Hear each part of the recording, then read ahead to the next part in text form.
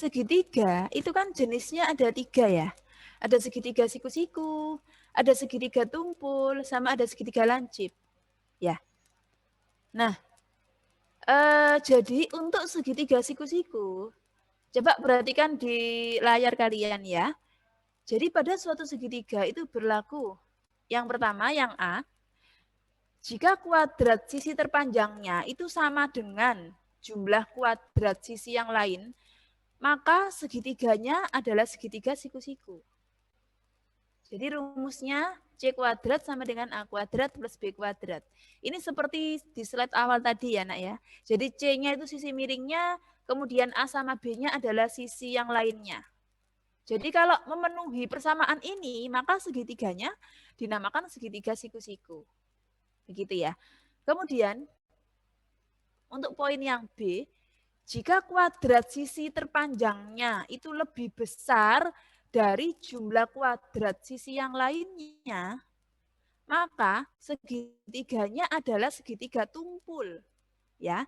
Jadi di sini C kuadratnya itu nilainya nanti lebih besar dari jumlah kuadrat sisi yang lainnya. Nah, ini segitiganya tumpul kalau memenuhi rumus ini. Begitu. Kemudian untuk poin yang C, jika kuadrat sisi terpanjangnya itu lebih kecil dari jumlah kuadrat sisi yang lainnya, maka segitiganya adalah segitiga lancip.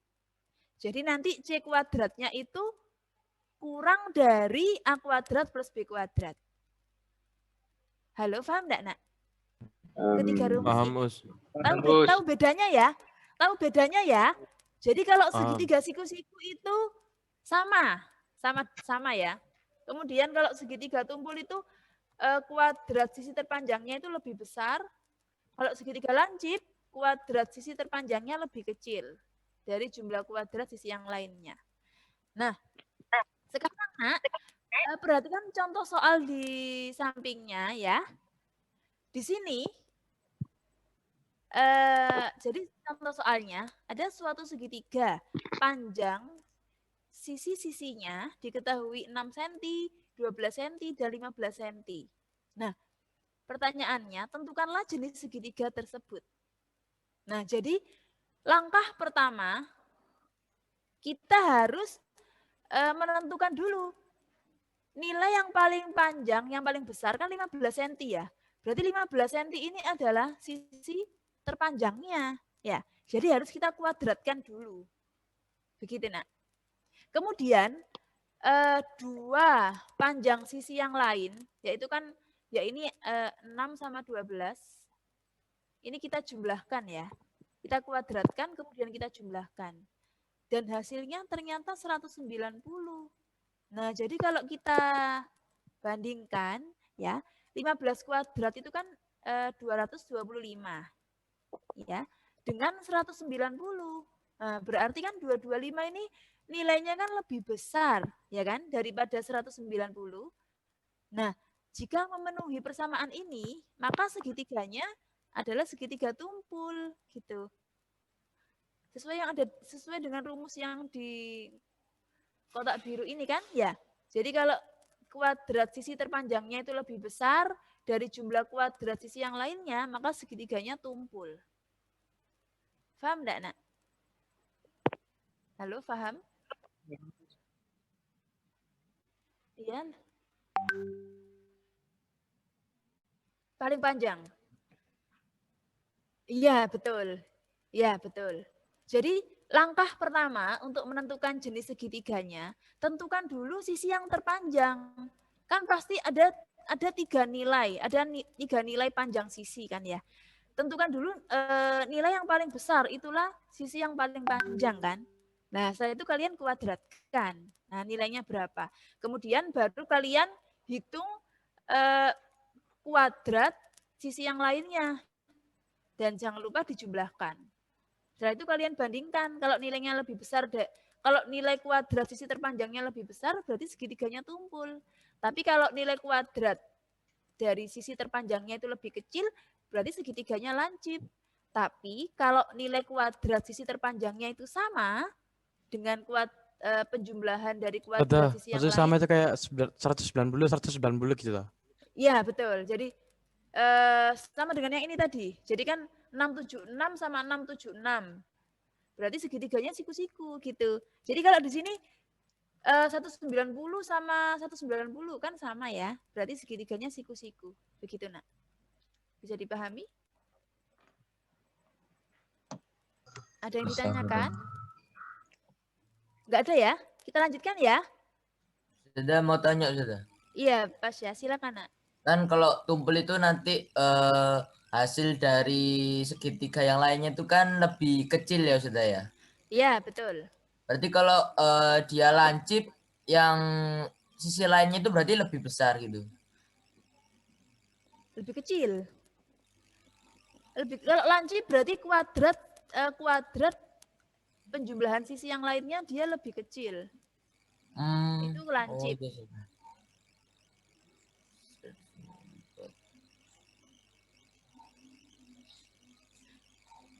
Tumpul ya, mohon maaf tumpul. Sama dengan contoh soal ini kan, kuadrat sisi yang lainnya itu dia lebih kecil, jadi segitiganya tumpul. Begitu Lutfi. Bagaimana? Ada yang ditanyakan lagi, Nak? Sudah? Sudah. Pas ya? Sudah ya? Oke, Ya, kita sudah, lanjutkan. Oke, kita lanjutkan, Nak.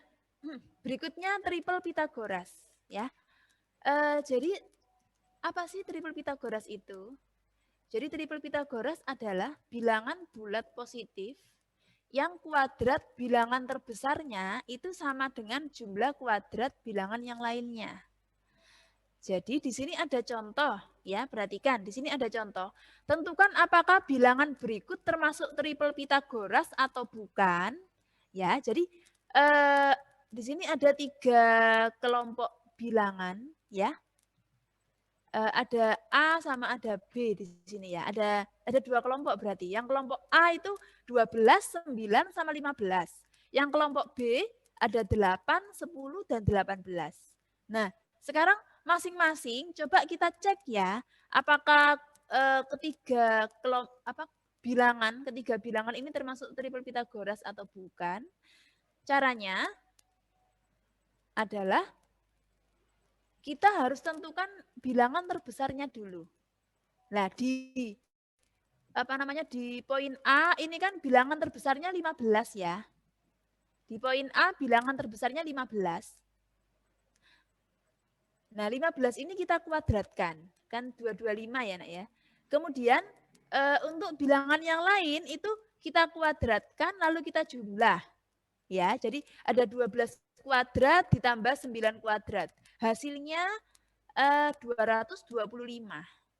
Nah, kalau hasilnya sama, ya, sama-sama 225-nya, jadi kan di sini dapat disimpulkan kalau 15 kuadrat itu sama dengan 12 kuadrat ditambah 9 kuadrat. Jadi untuk yang poin A ini merupakan bilangan triple Pitagoras. Begitu, Nak. Paham nggak yang poin A? Sudah. Ya. Yang poin B kok dari 18 jadi 13, Us. Oh iya, mohon maaf. Yang poin B ini ada kesalahan. Harusnya 13 ya. Mohon maaf, Nak. Ini yang poin B ini harusnya kelompok bilangannya 8, 10, dan 13. Jadi ini yang 18 harusnya 13 ya. Ya, jadi terima kasih Mujahid sudah diingatkan. Ya, jadi 13 ya. Jadi baik. Untuk yang poin B ya. Di sini ada kelompok bilangan 8, 10, dan 13 ya. Berarti bilangan terbesarnya kan 13 ya. Jadi 13 kita kuadratkan dulu, hasilnya 169. Kemudian 2 bilangan yang lain juga kita kuadratkan dan kita jumlah.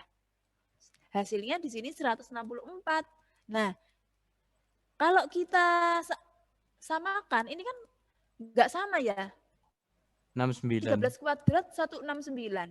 Kemudian hasil penjumlahan dari bilangan yang lain setelah dikuadratkan 164. Nah, kalau hasilnya tidak sama, maka bukan triple Pitagoras. Begitu, Nak? Bisa dipahami? Jadi kesimpulannya untuk yang poin A merupakan bilangan triple Pitagoras dan poin B bukan bilangan triple Pitagoras. Bagaimana? Bisa dipahami? Iya?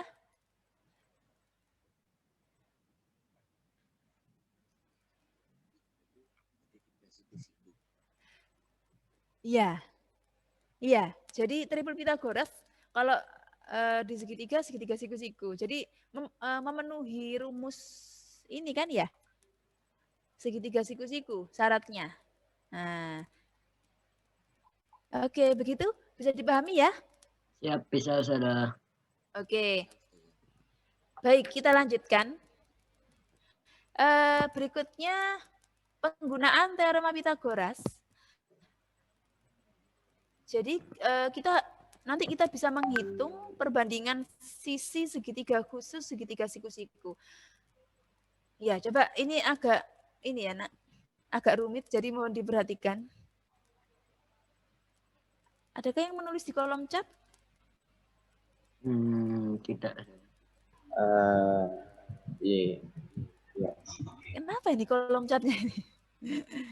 Salah kirim Ustazah. Oke, salah kirim ya. Oke, kita lanjutkan, Nak. Jadi kita akan menghitung perbandingan sisi segitiga khusus segitiga siku-siku. Bingung ya bacanya ya? Jadi intinya gini, Nak, kita akan menghitung perbandingan sisi pada segitiga siku-siku gitu. Nah, sebelum kita mengarah ke menghitung perbandingannya, pertama kita harus ini ya, kita harus paham dulu mengenai segitiga siku-siku sama kaki. Nah, coba perhatikan, Nak. Ini jam berapa ya? Waktunya berapa menit lagi nih? 10 menit lagi ya? 10 menit lagi ya, Nak? Oke. Coba perhatikan di layar kalian. Jadi di sini ada segi 4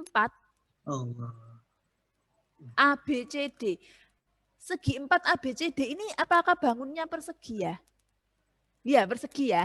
Iya, jadi ABCD, bangun ABCD ini adalah bangun persegi dengan panjang sisinya A, ya. Kalian masih ingat kan kalau bangun persegi itu keempat panjang sisinya itu besarnya sama. Kalau di sini sudah misalkan A, ya, berarti yang lainnya panjangnya juga A semua. Berarti AB, AD, dan CD itu panjang sisinya A. Begitu ya. Nah, kemudian kalian pernah mainan kertas lipat? Pernah, Ustazah. Pernah ya. Nah, bayangkan persegi ABCD ini adalah kertas lipat, ya kan? Kemudian kalian lipat di bagian diagonalnya, ya.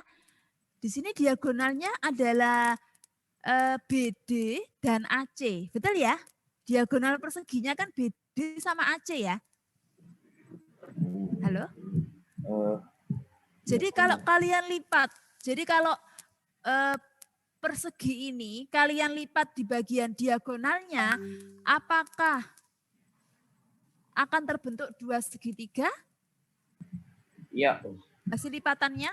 Atau kalau kalian potong deh, bagian diagonalnya apakah membentuk segitiga, Nak? Iya, Ustazah. Iya ya. Nah, sekarang saya tanya, apakah segitiganya itu besarnya sama? Maksudnya ukurannya apakah sama?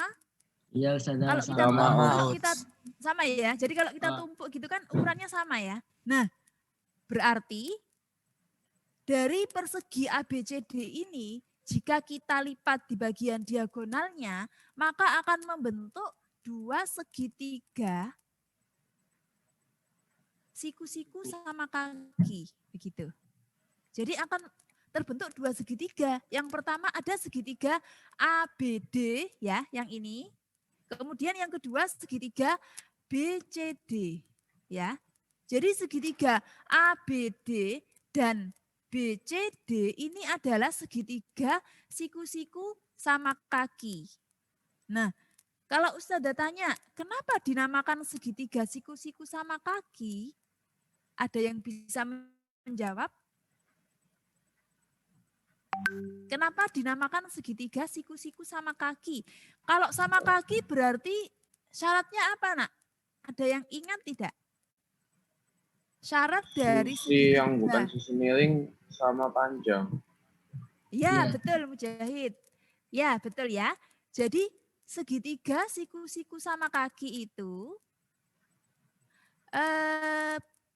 sisi yang bukan sisi miringnya. Di sini kalau kita tinjau di segitiga ABD ya, yang bukan sisi miring adalah AB dan AD, ya kan? Ini kan dua sisi siku-sikunya. Nah, tadi kata Mujahid benar. Jadi sisi AB dan AD ini panjangnya sama, gitu ya. Jadi kalau ini kan AB ini kan berarti panjangnya A ya, Nak ya. AD kan juga A. Nah, berarti kalau apa namanya sisi siku-sikunya itu panjangnya sama, berarti segitiganya dinamakan segitiga siku-siku sama kaki. Karena kakinya panjangnya sama, gitu ya. Paham ya? Sampai di sini? Paham? Oke. Kemudian, nah, kalau pada persegi ABCD ini besar keempat sudutnya ini 90 derajat. Benar tidak? Halo? Kenapa? Jadi Hai. sudut A, sudut B, sudut C, dan sudut D ini besarnya 90 derajat. Benar tidak? Ya. Ya, Benar ya? Ya. Oke. Nah, kalau misalkan coba kalian perhatikan sudut D ya. Kalian perhatikan sudut D. Ini kalau sudut D-nya ini kita potong ya. Kan tadi kita gunting bagian diagonalnya. Kita gunting seret gitu ya. Nah, kalau Ustazah tanya sudut D-nya, sekarang kita beralih ke gambar bawah ya. Sudut D-nya ini berarti panjangnya berapa ya? Apakah besarnya berapa ya? Apakah juga 90? Tidak 45, Us. 45 ya? Kenapa Iya. 45? Dibagi 2. Ya, betul. Jadi dari mana 45? Dari 90 dibagi 2. Ya, karena kan kita memotongnya di diagonalnya. Berarti otomatis akan memotong 2 sama panjang ya. Jadi sudutnya 45. Dari 90 dibagi 2. Begitu ya? Oke. Kita beralih ke gambar bawah, Nak. Perhatikan. Jadi ini Ustazah ambil yang segitiga ABD ya. Nah, di sini panjang sisi AB itu A, panjang sisi AD itu A. Dan panjang sisi BD akan kita cari ya. Nah, tanda tanya akan kita cari. Nah, untuk sudutnya ya, sudut A itu 90 derajat ini ya. Kemudian sudut B dan sudut D itu 45 derajat. Begitu ya. Oke, sekarang coba kalian perhatikan penyelesaian di sampingnya ya. Jadi untuk mencari panjang sisi BD dengan menggunakan dalil Pitagoras, bagaimana rumusnya? Siapa yang bisa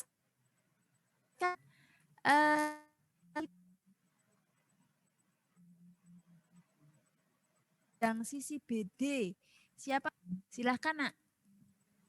Ini sudah ada, tinggal dijelaskan saja. Siapa yang bersedia menjelaskan ke teman-temannya? Halo? Siapa yang bersedia menjelaskan?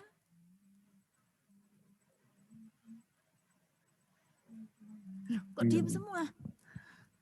Halo? Ini gak ada nomor soalnya. Ayo. Cuman ABAD tok. Gimana? Gak ada nomornya, cuman ABAD tok. Gimana? Ya, Jadi memang lebih ajar. angel. Gak ada nomornya. Memang tidak Jadi mikirnya ada agak angka. angel. Kalau pakai nomor Memang sih di lebih sini- gampang. Oh gitu ya, Syauki. Oh iya. Jadi memang di sini contohnya sisinya sudah misalkan A ya. Oke. Bagaimana? Ada yang bersedia menjelaskan, Nak? Cara mencari panjang sisi Ya. BD menggunakan Pitagoras? Ya? Siapa yang Belum, bersedia? Belum berminat sudah. Belum. Enggak ada yang bersedia menjelaskan. Belum paham sudah. Oke. Oh, Baik, kalau begitu sudah gini, menjelaskan saudara. ini. Bisa, saudara, bisa. Bentar, saudara. Oke, coba PD, perhatikan siapa yang Azam, silahkan Azam. PD sama PD Ya, kuadrat bagaimana Azam? sama Silahkan dengan dijelaskan AB ke kuadrat teman-temannya. tambah AD kuadrat sama dengan itu BD kuadrat.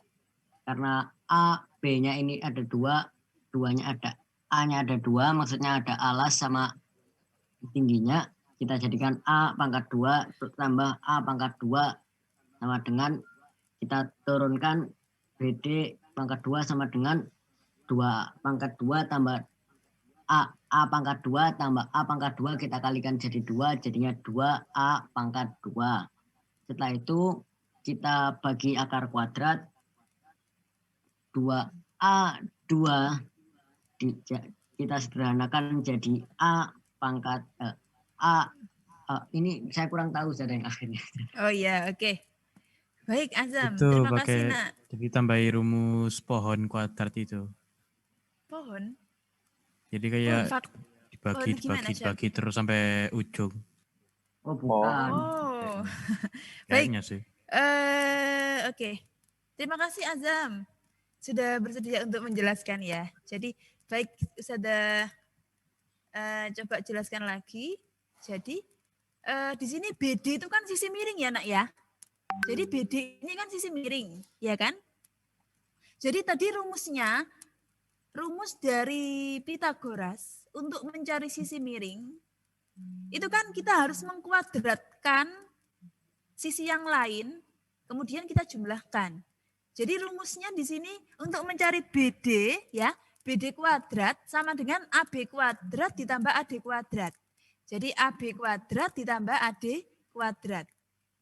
Lah rumusnya dulu kalian paham enggak ini rumusnya ini? Dari gambar ini kan yang akan kita cari sisi BD ya. Kita menggunakan rumus ini. Apakah sudah benar rumusnya ini? Ataukah salah rumusnya? Halo? Apakah sudah benar rumusnya ini yang tertera di layar kalian?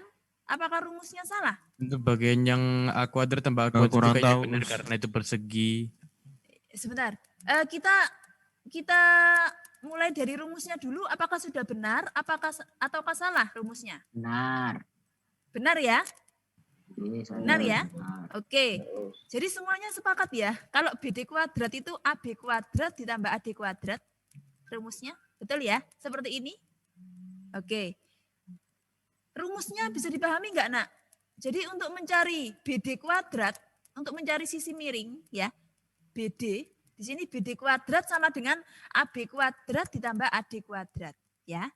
Oke, kemudian AB itu kan di sini Ustazah misalkan A panjangnya. Dan AD ini kan juga Ustazah misalkan A ya. Di sini A, di sini juga A. Nah, berarti AB kuadrat itu adalah A kuadrat. Begitu nak. Ditambah AD kan juga A ini panjang sisinya. Jadi ditambah A kuadrat juga. Nah, menurut perhitungan ini A kuadrat ditambah A kuadrat berapa ya? Apakah betul 2A kuadrat? Betul tidak? Halo? A kuadrat tambah A kuadrat? Bagiku sih betul karena itu persegi. Sebentar. Nah, kalian apakah sudah lupa pelajaran kelas 7? Persamaan linear? Satu variabel? Banyak yang lupa. Nah, Tak lupa. sudah lupa. Enggak, Jadi di sini ya. Persamaan linear pelajaran kelas 7. Iya, ada yang 2 variabel, ada yang 1 variabel. Ya, di sini kan variabelnya cuma 1, A saja kan. Jadi kalau A kuadrat ditambah A kuadrat, ini berarti hasilnya sama dengan 2A kuadrat. 2 dari mana? Dari 1 ditambah 1. Jadi kalau enggak ada koefisiennya, otomatis kan dia 1 ya nak ya. Iya, jadi 1 ditambah 1 sama dengan kemarin kita menghitung SPLDV. X ditambah X kan 2X, ya kan? Halo? Iya, Nah, di sini A kuadrat ditambah A kuadrat, ya 2A kuadrat, gitu. Paham? Paham. Oke, baik. Nah, kemudian nak, untuk mencari, sudah jam 2 ya? Iya, Sebentar. Sudah Kita jam 2. selesaikan slide ini ya. Jadi slide ini slide terakhir kita selesaikan. Jadi untuk mencari BD ya sama dengan akar dari 2A kuadrat. Jadi gitu ya Nak ya. Untuk mencari BD kan tujuan kita mencari nilai BD-nya saja tanpa kuadrat. Jadi untuk menghilangkan kuadratnya maka ruas kanan ini harus kita akar. Jadi akar dari 2A kuadrat. Nah, akar dari 2A kuadrat, kenapa bisa jadi A akar 2? Nah, jadi ini penting ini ya. Jadi, kalau ada akar A kuadrat, ini hasilnya adalah A. Begitu ya, Nak? Jadi kalau ada akar, kemudian di dalamnya ada bilangan yang dikuadratkan, maka hasilnya adalah bilangan itu sendiri, A. Jadi kalau sudah punya contoh lagi, akar P kuadrat berarti sama dengan P. Begitu ya. Halo? Paham nggak? Ya, jadi di sini akar 2A kuadrat berarti A-nya keluar ya. Jadi akar A kuadrat kan hasilnya A. Berarti di sini A akar 2. Nah, akar 2-nya tetap tidak perlu kita hitung. Jadi tetap A akar 2. Begitu, Nak. Tapi kalau misalkan akarnya itu bisa dihitung. Misalkan gini, Nak. Ada akar 16A kuadrat. Nah, berarti ini hasilnya berapa? Akar 16 ini berapa, Nak? Halo, akar 16 berapa? 4. 4. Ya, Kok? 4 ya. Berarti akar 16 itu kan 4. Berarti kan ada hasilnya kan ya. Berarti nanti jawabannya adalah 4A. kuadrat. 4A saja. Oh, gitu. 4A. Jadi kalau akar 16A kuadrat hasilnya adalah 4A. Nah yuk bedakan ya akar 2A kuadrat dengan akar 16A kuadrat. Sudah tahu bedanya? Jadi gini Nak, kalau di dalam akar itu ada angka yang nggak bisa diakar, alias kalau kita akar itu membutuhkan kalkulator gitu ya. Akar 2 ini kan nilainya bukan angka bulat kan, angka koma, pecahan desimal, pasti koma. 1, berapa gitu ya. Dan kita kalau menghitungnya kan butuh kalkulator. Jadi tidak perlu kalian hitung, langsung kalian tulis akar 2 gitu saja. Nah ini berhubung akar 16, ini kan kita tahu hasilnya 4.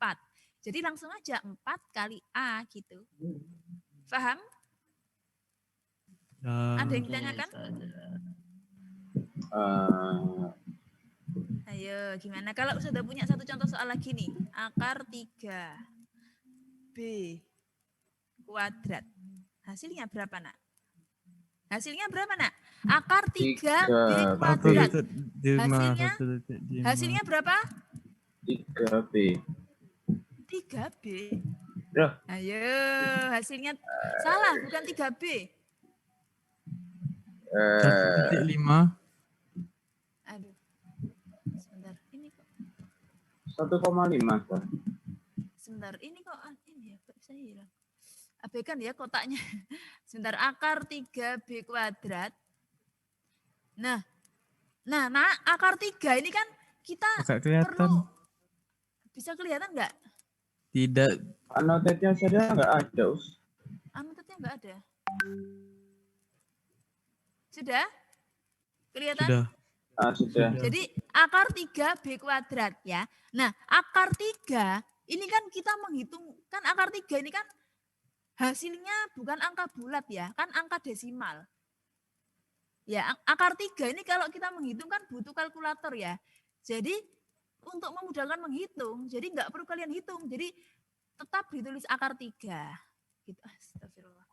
Annotate-nya belum dinyalakan. Jadi ini akar 3-nya tetap kalian tulis akar 3. Nah, kemudian kan ada B kuadrat di sini. Kita keluarkan B-nya. Nah, jadi B akar 3 hasilnya. Begitu. Oh. Paham nggak? Halo, paham? Bedakan dengan tadi 16. Kayaknya. Gimana? Bedakan dengan akar 16A kuadrat. Tadi hasilnya 4A. Nah, gini nak. Bedakan ya. Kalau angka di dalam